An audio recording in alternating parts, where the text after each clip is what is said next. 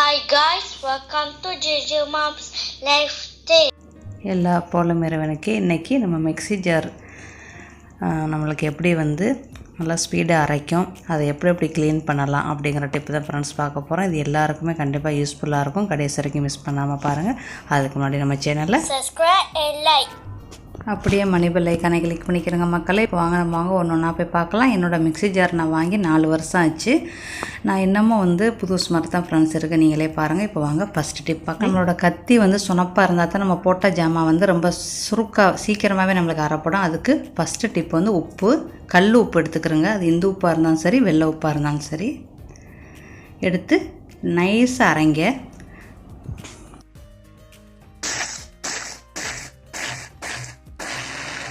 இந்த மாதிரி நம்ம விட்டு அரைக்கணும். இந்த மாதிரி அரைச்சிங்க அப்படின்னா அவங்களுக்கு நல்லா சூப்பராக கத்தி நல்லா சுனப்பாக வந்துடும். இந்த உப்பை நம்ம தூக்கிலாம் போடாமல் நம்ம நைஸ் உப்புக்கு இதை யூஸ் பண்ணிக்கலாம். நான் எப்போவுமே அப்படி தான் ஃப்ரெண்ட்ஸ் செய்வேன்.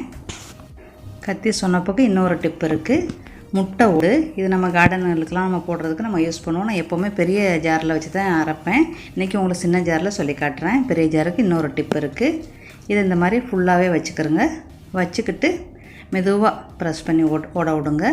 நல்லா காஞ்ச ஓடாக இருக்கணும். கழுவிட்டு காய வச்சிங்கன்னா நல்லா காற்றுல காஞ்சிரும். அதே மாதிரி தான் இதை எடுத்து நீங்கள் கார்டனுக்கு நீங்கள் போடலாம். நல்லா கல்சியமாக இதையும் நம்ம தூக்கி போட வேண்டியதில்லை. நம்மளோட கத்தியும் சுனப்பாக இருந்துடும். அதே நேரத்தில் நம்மளோட கார்டனும் நல்லா சூப்பராக நல்லா ஹெல்த்தியாக நம்மளோட செடிகள் நல்லா வளரும். இப்போ அவங்க அடுத்த டிப் பார்க்கலாம். இப்போ 3வது டிப்பு கத்தி சொனப்பாக இருக்கிறதுக்கு பார்க்கலாம். இது என் ஃப்ரெண்டு சொன்ன டிப்பு. மருந்து அட்டை இருக்கும்ல, காலியான அட்டை, அதை லைட்டாக அப்படி கட்டிங் பண்ணி போடுங்க. கட்டிங் பண்ணுறதுனால நம்மளோட மிக்ஸி ஜாரோட கத்தியும் சுனப்பாக இருக்கும். நம்ம கட்டிங் பண்ணுற கத்திரிக்கோளும் சுனப்பாக இருக்கும். கண்டிப்பாக செஞ்சு பாருங்கள். ஆனால் இதை ஓட்டும்போது கொஞ்சம் சத்தம் ஸ்பீடாக வரும். அதனால் கொஞ்சம் மெதுவாகவே நீங்கள் ஓட்டுங்க. ரொம்ப ஸ்பீடாக ஓட்ட வேண்டாம், ரொம்ப சத்தம் வரும். இல்லைன்னா நீங்கள் அந்த 2 டிப்பை மட்டும் செய்யுங்க ஃப்ரெண்ட்ஸ். நான் ரெகுலராக அந்த 2 டிப்பு தான் ஃப்ரெண்ட்ஸ் செய்வேன். நம்ம மிக்ஸி ஜாரை எப்படி உள்ளுக்குள்ளே இருக்கிறத கழுவலாம் அப்படின்ட்டு நம்ம பார்ப்போம். கொஞ்சமாக லிக்விட் ஊற்றுங்க, சோப்பா லிக்விட். அப்புறம் வெதுவெதுப்பான தண்ணி ஊற்றுங்க. ஹாட் வாட்டர் ஊற்றலாம். கொஞ்சம் ஆறின பிறகு நீங்கள் மிஷினை சுற்றுங்க. இல்லைன்னா நம்மளுக்கு கீழே டப்புன்னு அந்த ப்ரெஷ் அழுத்தி நம்மளுக்கு கீழே வலியும். நம்ம மிக்ஸி ஜாரில் தண்ணியெல்லாம் வலியும். அதை தவிர்த்துக்கிறோங்க.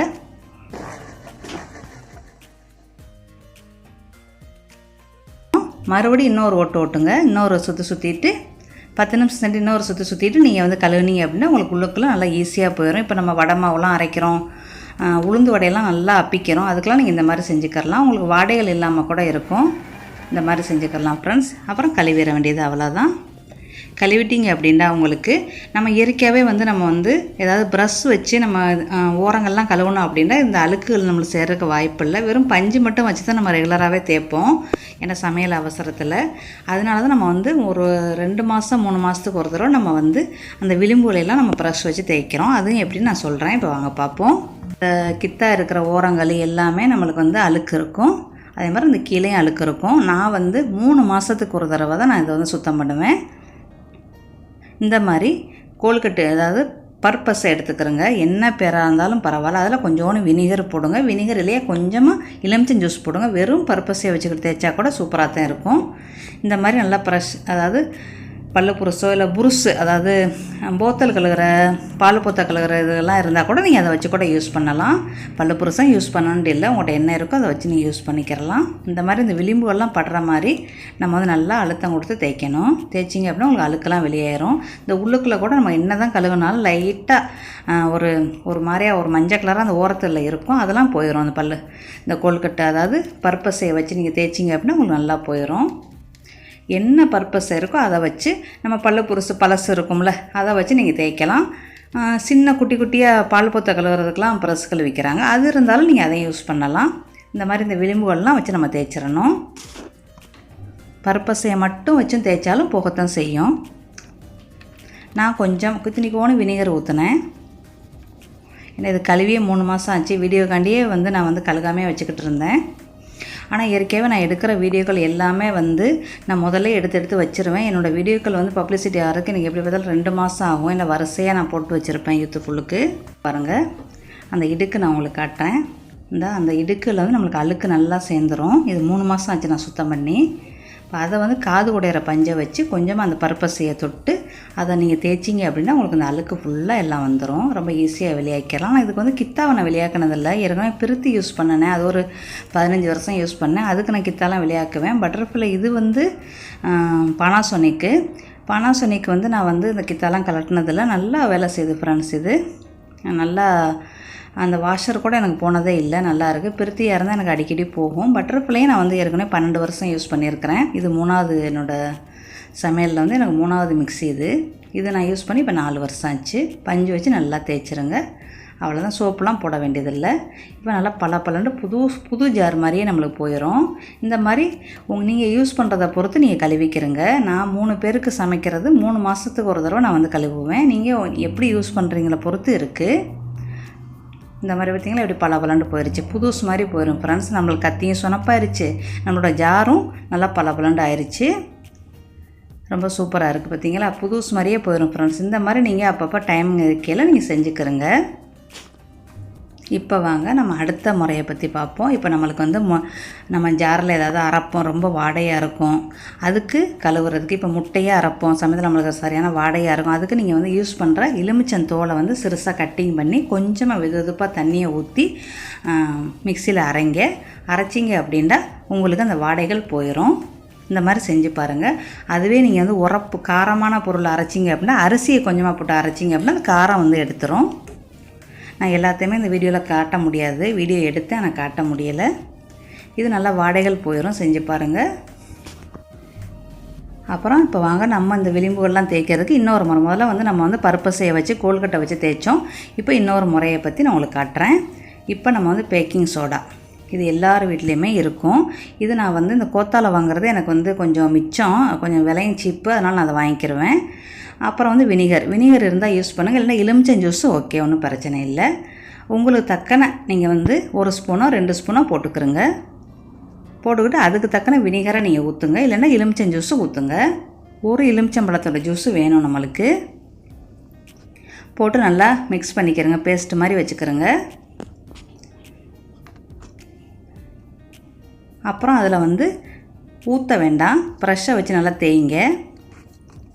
தேய்ச்சினாலே நம்மளுக்கு அழுக்கு போயிடும். ரொம்ப ஊற்றணும் அப்படின்னா நம்ம திடீர்னு நம்ம கழுகுறதுக்கு கொஞ்சம் லேட்டாக ஆயிடுச்சு அப்படின்னா அந்த கருப்பெல்லாம் நம்மளுக்கு தின்றும். அதனால் நீங்கள் வந்து ப்ரெஷ்ஷை வச்சு தேய்ங்க போதும். இந்த விளிம்புகள் ஃபுல்லாக தேய்ச்சிக்கிறங்க. உங்களுக்கு இந்த பல்லுப்புருசு வந்து உங்களுக்கு வந்து வளவாக வேணும் அப்படின்னா நீங்கள் வந்து லைட்டாக அடுப்பில் காட்டி ஒரு துணியை முன்னுக்கு பிடிச்சிக்கிட்டு இப்படி வளைச்சிங்க அப்படின்னா உங்களுக்கு நல்லா வளைஞ்சிரும். அந்த இது நான் உங்களுக்கு சொல்லியிருக்கிறேன். இப்போ மூடியிலே நம்ம செய்வோம். இந்த கித்தாவை நான் கலட்டினதே இல்லை ஃப்ரெண்ட்ஸ். பிரித்திக்கு பட்டர்ஃப்ளைக்கெல்லாம் ஈஸியாக கலட்டிடுவோம், இதுக்கு நான் கலட்டினதே இல்லை. 4 வருஷமாக இதே தான், நம்ம கலட்டினதே கிடையாது. அதனால் இறுக்கமாக தான் ஃப்ரெண்ட்ஸ் இருக்குது. இப்படி பஞ்சு கூட வச்சு நீங்கள் தேய்ச்சிக்கரலாம். ஆரம்பத்தில் என் ஃப்ரெண்டு வீட்டில் வந்து பானாசோனிக் யூஸ் பண்ணாங்க, அதை பார்த்துட்டு தான் நானும் வாங்கினேன். அப்புறம் இந்த மாதிரி காது உடையிறத வச்சு அந்த பேஸ்ட்டை தொட்டு நீங்கள் அப்படியே வச்சிங்க அப்படின்னா அந்த அழுக்கெல்லாம் உங்களுக்கு வந்துடும். இல்லைன்னா பொடி புருசு, அதாவது பால் பொத்த கழுவுறதுக்கு பூத்தின் கழுவுறதுக்கு இருக்கும், அது இருந்தாலும் நீங்கள் யூஸ் பண்ணலாம். உங்களுக்கு இந்த உங்களுக்கு வந்து வளைஞ்சி வேணும் அப்படின்னா இந்த மாதிரி செஞ்சுக்கிறேன். லைட்டாக காட்டிட்டு ஒரு துணியை இப்படி மேலே இப்படி வச்சுக்கிட்டு இப்படி வளைச்சிங்க அப்படின்னாலே உங்களுக்கு வளைஞ்சிரும். அவ்வளோதான், முடிஞ்சிருச்சு. இந்த அழுக்கு ஃபுல்லாக நம்மளுக்கு இந்த மாதிரி காதோட இதை வச்சு நீங்கள் தேய்ச்சிங்க அப்படின்னாலே உங்களுக்கு நல்லா போயிடும். இப்போ நம்ம வந்து வாஷ் பண்ணிட வேண்டியது. நான் சோப்பு கூட போடலை, நீங்கள் சோப்பு போட்டு சோப் ஆயில் போட்டு கூட நீங்கள் வாஷ் பண்ணலாம். நான் வந்து வெறும் பேக்கிங் சோடாவும் வினிகர் மட்டும்தான் வச்சு தான் தேய்ச்சி காட்டுறேன். இந்த மசாலாலாம் அரைக்கிறனால நம்மளுக்கு அது வந்து அந்த மூடி வந்து கொஞ்சம் மஞ்சளாக இருக்கும். அதை நம்ம வந்து சோப் ஆயில் போட்டு தேய்ச்சோம்னாலே பளிச்சுன்னு போயிடும். கத்தியும் சுனப்பாயிருச்சு, வாசமும் நல்லா இருக்குது, அது நேரத்தில் அழுக்கும் போயிடுச்சு. இது வந்து நம்ம வந்து நேப்பாலிஸ், கருப்பு நேப்பாலிஸ் இருந்துச்சு அப்படின்னா நீங்கள் அந்த ஓரத்துலலாம் நல்லா பூசி விட்டிங்கன்னா உங்களுக்கு நல்லா கருப்பாக இருக்கும். ஏன்னாட்டா அது நேப்பாலிஸ் கிடையாது, ஏன்னா நான் போட மாட்டேன், அதனால் கிடையாது, இனிமேல் தான் வாங்கணும். அவ்வளோதான் ஃப்ரெண்ட்ஸ். இப்போ நம்ம கத்தி சுனப்புக்கும் சுத்தம் பண்ணுறதையும் நம்ம பார்த்துட்டோம். இப்போ பாருங்கள், நம்ம பலண்டு அழகாக கழுவி தொடச்சி வச்சுட்டோம். இப்போ அவங்க ஃப்ரெண்ட்ஸ் அடுத்த டிப்புக்கு போகலாம். நான் வந்து எப்போவுமே செய்கிறது தான், இந்த மாதிரி டவலு, நம்ம பழைய டவலோ புது டவலோ 4ஆக மடித்து இப்படி போட்டுக்கிட்டு நீங்கள் மிக்சியை வந்து தூக்கி அதில் வச்சுக்கிட்டீங்க அப்படின்னா உங்களுக்கு ரொம்ப ஈஸியாக இருக்கும். எனக்கு எப்போவுமே என்கிட்ட சுடுதண்ணி கேத்த இருக்கும், என்கிட்ட வந்து ஜூஸர் மிஷின் இருக்கும், நடுவுக்கு இந்த மிக்சி ஜார் இருக்கும்.